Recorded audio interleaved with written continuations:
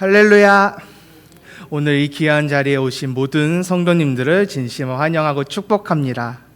오늘 하나님께서 주시는 이 생명의 말씀을 통해 오늘 성도님들께 큰 은혜와 기쁨의 시간이 되기를 진심으로 소망합니다. 오늘 나눈 본문의 말씀에서는요, 예수님의 비유의 말씀인 열 처녀에 대해 다루고 있습니다. 이 비유의 말씀이 우리에게 전하고자 하는 메시지는 한 가지인데요. 그 메시지는 바로 예수 그리스도께서 다시 오시는 그날을 우리가 깨어 기다려야 된다는 것입니다. 마치 본문에 등장하는 신랑의 방문, 곧 예수 그리스도의 다시 오심을 슬기 있는 5 처녀와 같이 미리 준비하고 기도함으로 기다려야 된다는 사실을 우리에게 전하고 있습니다. 특히 이러한 내용을 본문의 13절에서 분명하게 나타내고 있는데요. 우리 함께 마태복음 25장 13절의 말씀을 함께 봉독하겠습니다. 그런즉 깨어 있으라. 너희는 그 날과 그때를 알지 못하느니라. 아멘. 예수님께서는 우리에게 그 날과 그때를 알지 못하기에 깨어 있어야 된다고 말씀하고 계십니다. 즉, 우리는 미리 예수 그리스도께서 다시 오실 그날을 준비해야 되고요. 만약 예수님의 다시 오시는 그 재림의 날을 미리 기다리지 않고 준비하지 않게 된다면은 본문에 등장하는 미련한 5 처녀와 같이 하늘나라의 그 잔치자리에 들어가지 못할 것이다 라고 저희에게 경고를 하고 있습니다. 그리고 오늘은 이러한 비극, 하나님 나라의 잔치자리에 들어가지 못하는 이 비극을 피하기 위해서 지혜로운 5 처녀의 모습에 대해 이야기를 나누고자 합니다. 먼저 본문의 말씀을 살펴보시면요, 지혜로운 5 처녀와 미련한 5 처녀 모두 등을 준비했다고 말씀에서 소개하고 있습니다.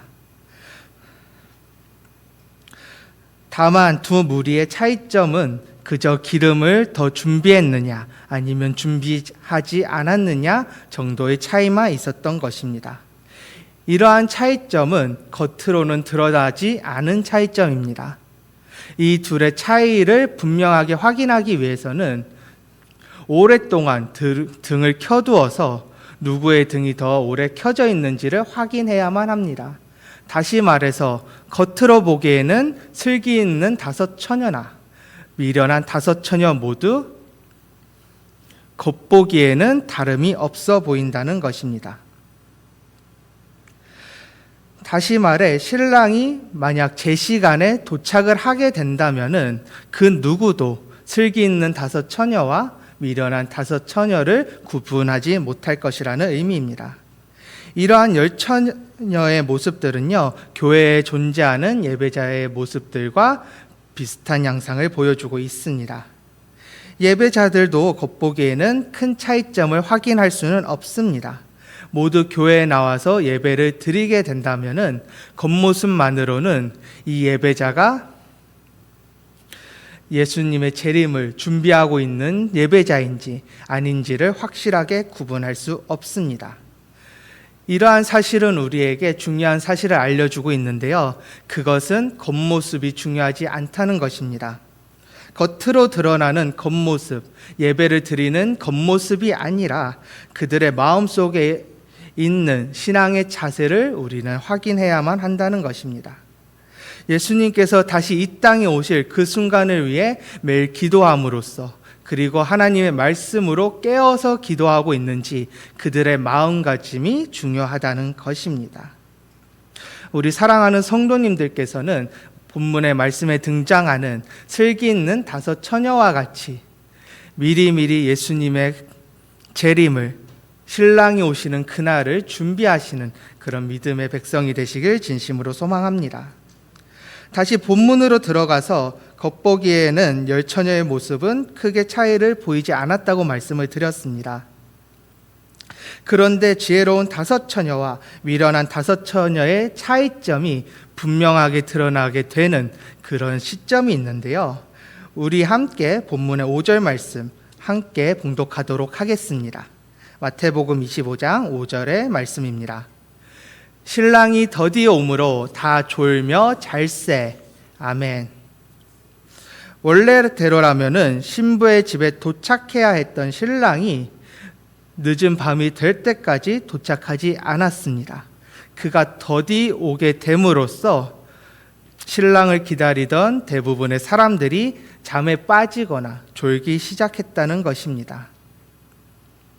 그러나 이러한 순간 속에서도요, 신랑을 기다리던 이들이 명심해야 되는 부분이 있었습니다. 그것은 신랑이 더디게 오더라도 그는 분명히 신부의 집으로 올 것이라는 사실이었습니다. 이러한 신랑의 상황은 재림을 약속하신 예수님의 상황을 보여주고 있습니다. 예수님께서는 우리에게 이 땅에 다시 오실 것이라고 분명하게 약속을 하셨습니다. 다만 그때가 언제인지는 저희는 알 수가 없고 오직 하나님께서만 알고 계시다고 말씀하고 계시지요. 그렇기 때문에 우리는 언제 올지 모를 그때를 기다리며 기도하고 하나님의 말씀을 의지하며 기다려야만 합니다.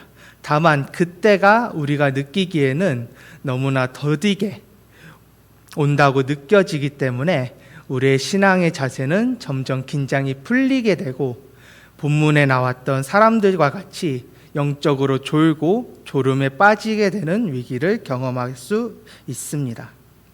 그러나 우리는 이러한 상황이 다가오더라도 혹은 다른 어떠한 상황이 올지라도 항상 깨어서 예수님을 기다려야만 합니다. 지혜로운 5 처녀가 미리 기름을 준비한 것과 같이 우리도 미리 준비함으로써 예수님이 오실 그날을 기다리며 준비해야만 하는 것입니다. 사랑하는 성도님들께서는 매일같이 깨어서 기도함으로 예수 그리스도께서 다시 오실 그날을 기다리시길 바랍니다. 그리고 지금까지 이야기해왔듯이 우리는 지혜로운 5 처녀가 기름을 미리 준비한 것과 같이 예수 그리스도의 다시 오심을 준비하고 있어야 된다. 반복해서 말씀드리고 있습니다. 그런데 만약 예수님께서 다시 오실 그날이 임박했던 그때 준비하고자 하면은 그때는 너무나도 늦은 것입니다. 미련한 5 처녀를 보십시오. 그녀들은 슬기로운 그리고 지혜롭던 5 처녀들과는 다르게 미리 그 기름을 준비하지 않았습니다. 그러자 그녀들은 어떻게 되었습니까? 정작 신랑이 도착하였을 때에는 기름이 부족하여서 슬기 있는 처녀들에게 기름을 빌려야만 하는 상황을 당면하게 됩니다. 이러한 미련한 처녀들의 모습을 오늘의 본문 말씀 8에서 9절에서 그대로 설명하고 있는데요. 우리 함께 마태복음 25장 8에서 9절의 말씀을 함께 봉독하겠습니다. 미련한 자들이 슬기 있는 자들에게 이르되 우리 등불이 꺼져가니 너희 기름을 좀 나눠달라 하거늘 슬기 있는 자들이 대답하여 이르되 우리와 너희가 쓰기에 다 부족할까 하노니 차라리 파는 자들에게 가서 너희 쓸 것을 사라 하니. 아멘. 미련한 5 처녀들은 신랑이 더디 왔기 때문에 잔치자리에서 사용할 만큼 기름을 준비하지 못했습니다. 결국 그녀들은 기름이 부족하게 되었고 미리 기름을 준비하였던 슬기 있는 처녀들에게 기름을 빌려달라 부탁하는 상황에 이르게 됩니다. 하지만 냉정해 보이는 슬기로운 5 처녀들은 미련한 5 처녀들에게 기름을 빌려주지 않았습니다. 이러한 장면은 우리가 볼 때 냉정해 보이기도 하는데요.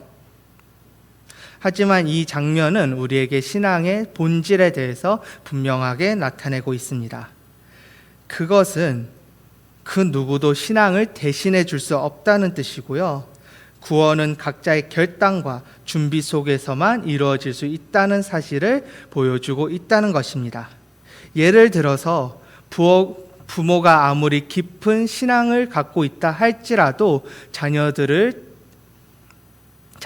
구원으로 이어지지 않는 것과 같이 자신의 구원은 스스로의 신앙과 준비함의 자세를 통해서만 이루어진다는 사실을 오늘의 말씀을 통해 알 수 있는 것입니다. 다시 말해 미련한 5 처녀들이 남들에게 부탁을 한다고 해서 그들의 신앙을 다른 사람들이 대신해 줄 수 없다는 뜻입니다. 결국 스스로 기름을 준비하지 않았던 미련한 5 처녀들은 뒤늦게 기름을 준비하러 여러 가게를 돌아다니게 됩니다. 그리고 뒤늦게 기름을 구하고 잔치자리에 들어가려고 했을 때는 이미 잔치자리의 문은 닫힌 이유였습니다. 결국 미련한 5 처녀들은 그 기쁜 잔치자리에 참여하지 못하는 비극을 맞이하게 되었지요. 예수님께서 이 땅에 다시 오실 그때도 마찬가지입니다. 미리 기도함으로 그리고 말씀을 의지함으로 준비하지 아니한 사람들은 예수 그리스도께서 다시 오실 때 우리가 누려야 하는 하늘나라의 잔치를 누릴 수 없게 됩니다.